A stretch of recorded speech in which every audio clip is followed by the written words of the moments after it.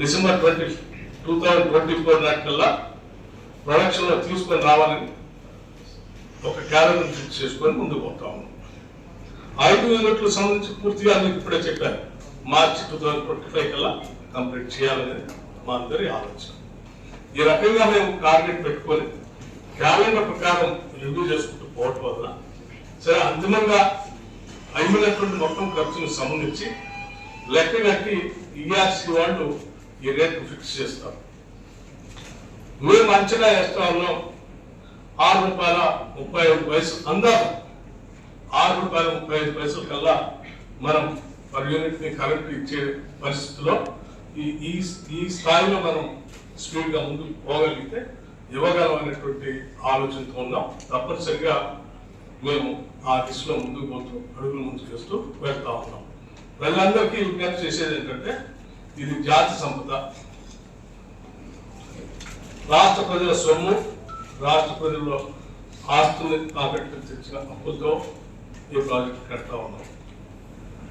ఇది ఈ రాష్ట్ర జాతీయ ఉత్పత్తిని, రాష్ట్ర స్థూల ఉత్పత్తిని పెంచడానికి, ఈ రాష్ట్రంలో ప్రొడక్షన్ పెరగడానికి, విద్యుత్ అవసరాలను అందించి స్థూల ఉత్పత్తిని పెంచడానికి ఉపయోగపడేటువంటి ఒక ఉన్నతమైనటువంటి కార్యక్రమం.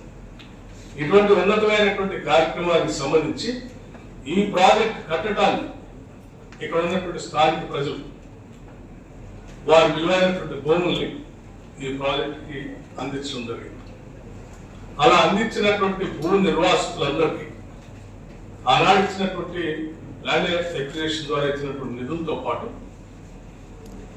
ఈ ప్రాజెక్ట్ వచ్చేకల్లా దీంట్లో వారందరూ కూడా ఉద్యోగ అవకాశాలు కల్పించాలని ఉత్తమ్ కుమార్ రెడ్డి గారు, కోమటిరెడ్డి వెంకటరెడ్డి గారు, లక్ష్మారెడ్డి గారు, మా శంకర్ నాయక్ గారు, ఇక్కడ ఉన్నటువంటి అందరు నాయకులు పెద్ద ఎత్తున ఈరోజు జరిగినటువంటి సమావేశం దృష్టికి కూడా తీసుకున్నారు.